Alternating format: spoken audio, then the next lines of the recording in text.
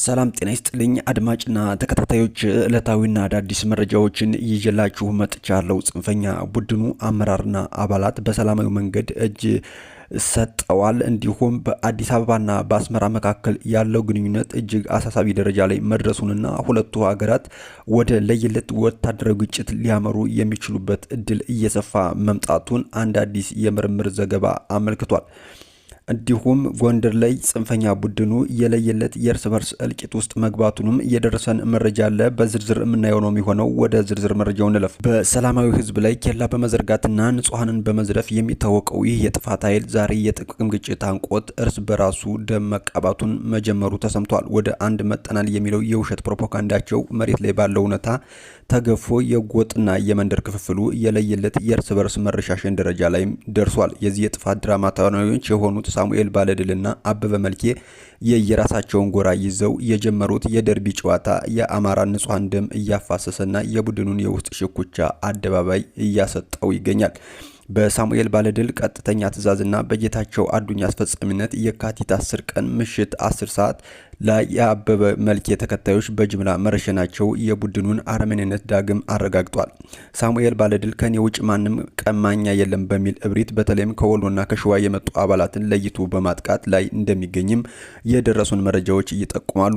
ቀደም ሲል የነበረው የቡድኑ አመራር የከፍ ያለው ደሴ መጨረሻና እንደ ሕፃን ልጅ ማልቀስ ትዝታ ሳይሽር ዛሬ ደግሞ በሳሙኤልና በአበበ መካከል ያለው ውጤት 10-0 ሆኖ ቀጥሏል። ይህ የሚያሳየው ቡድኑ የዓላማ ሳይሆን የዘረፋ ድርሻ ሽኩቻ ሰለባ መሆኑን ነው። ይህ የእርስ በርስ ፍጅት ገና መጀመሩ እንደሆነ የገለጸው ሳሙኤል ባለድል ቡድኑ ቀጣይ ኢላማ ጌታ አስራደና ግብረ አበሮቹ እንደሆኑም በግልጽ አስታውቋል። ጎንደር ለመግደልና ለመዝረፍ እኔ ራሴ በቂ ነኝ የሚለው የሳሙኤል እብሪት የቡድኑን የለየለት ዘራፊነት አረጋግጧል ይላል የደረሰን መረጃ። ወደ ሌላኛው ዝርዝር መረጃችን ስናልፍ በአዲስ አበባና በአስመራ መካከል ያለው ግንኙነት እጅግ አሳሳቢ ደረጃ ላይ መድረሱንና ሁለቱ ሀገራት ወደ ለየለት ወታደራዊ ግጭት ሊያመሩ የሚችሉበት እድል እየሰፋ መምጣቱን አንድ አዲስ የምርምር ዘገባ አመለከተ።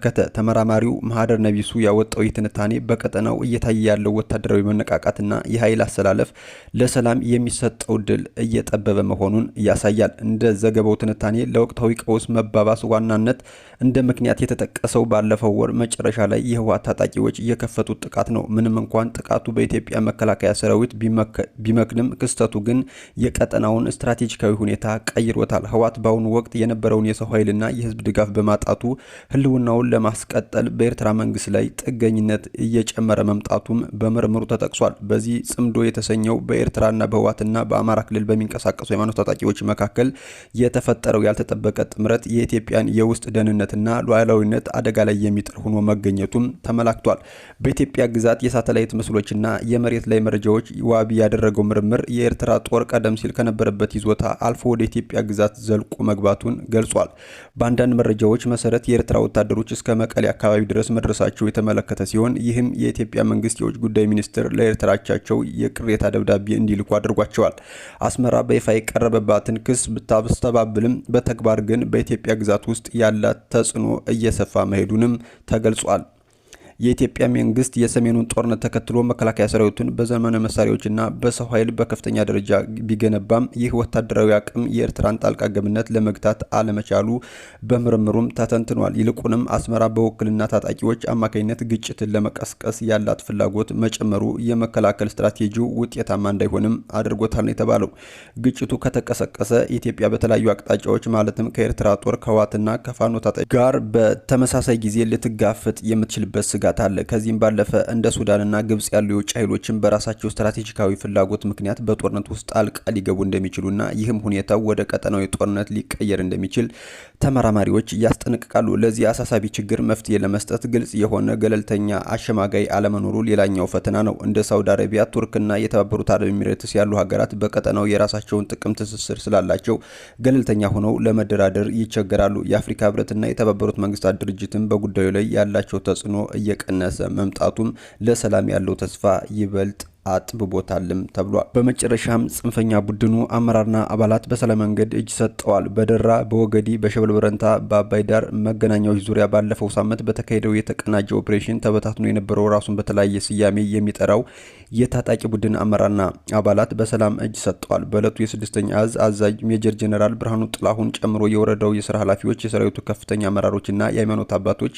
የሀገር ሽማግሌዎችና የአካባቢው ማህበረሰብ በመገኘትም አቀባበል አድርገውላቸዋል። ሜጀር ጄኔራል ብርሃኑ ጥላሁን ምንጊዜም ቢሆን የኢትዮጵያውያን በማስቀደም በምክክርና በውይይት የትኛውም ችግር መፍታት እንደሚቻል በማመን መሳሳታችሁን ተረድታችሁ የሰላም ጥሪውን ተቀብላችሁ በመምጣታችሁ ምስጋና ይገባችኋል ብለዋል። ዋና አዛዡ ፍላጎትን በኃይል ለማሳካት መሞከር ትርፉ ኪሳራ ብቻ ሲሆን የኋላ ቀር አስተሳሰብ ያላቸው ቆሞ ቀሮች የሚከተሉት የጥፋት መንገድ እንደሆነም አስረድተዋል። ኢትዮጵያ በአሁኑ ሰዓት ታላላቅ የልማት ስራዎችና ሌሎች ሀገራዊ ጉዳዮችን ለማሳካት ደፋ ቀና እያለች በምትገኝበት ወቅት እንቅፋት መፍጠር የታሪክ ተወቃሽ ያደርጋል ያሉት ሜጀር ጄኔራል ብርሃኑ ጥላሁን አሁንም ቀሪ በጫካ የሚገኙ ታጣቂዎች ቡድኖች ያለምንም ማመንታት ፈጥነው የሰላም ጥሪውን ተቀብለው መግባት እንዳለባቸውም ጥሪያቸውን አቅርበዋል። የደራ ወረዳ አስተዳዳሪ አቶ መስፍን ታዬ በኩላቸው የወረዳችን ሰላም በጽንፈኛ አሸባሪ ኃይሎች ላለፉት ዓመታት ይህ ነው በማይባል ምክንያት በተለይ ለብዙ ዓመታት ተዋዶ በጋራ አብሮ የኖረውን ህዝብ ለመከፋፈልና የራሳቸውን ድብቅ የውጭ ጠላቶቻችን አጀንዳ ለማስፈጸም እንደ ጥሩ አጋጣሚ በመጠቀም በወረዳችን ላይ ብዙ በደል እየፈጸሙ እንደመጡ አስተውሰው በሰላም ወዳዱ ህዝባችንና ጠንካራ የመከላከያ ሰራዊታችን ብርቱ ክንድ ውጥናቸው ሊመክን ችሏልን ብለዋል። ውድ ቻናሌ ቤተሰቦች ለሰዓቱ ይዤላችሁ የመጡ አዳዲስ መረጃን ይመስላል። በሌሎች አዳዲስ መረጃዎች እመለሳለሁ። እስከዚያው ግን መልካም ጊዜ